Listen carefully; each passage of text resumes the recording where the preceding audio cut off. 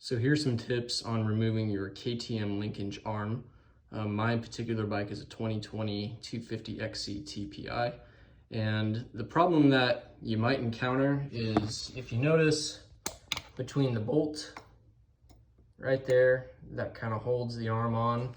If you scan over immediately to the left, you'll notice that you can't get a straight shot at it. So you can't really use a punch or anything else adequately to smack it straight out, because your frame is going to be in the way.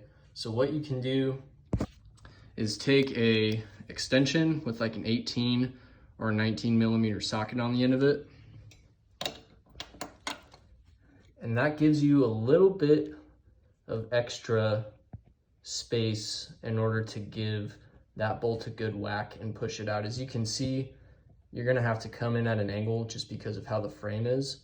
And if you were using just the extension, it was gonna be hitting it more like at this angle. And for me, it just wasn't pushing it out.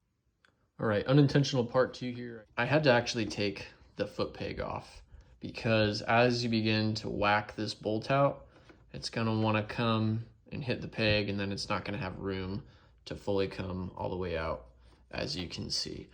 Even if, for me, my IMS foot pegs, even with it fully folded up, when everything was tight and snug and the spring was on there, I was still running into issues with this bolt hitting here. And even then, that only gets you so far. So what was happening with me is this bolt was getting a little bit crooked.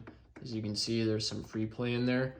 So using a rod on the other end only got me so far. So what you may have to do is take a 17 or a 16 might work for this as well.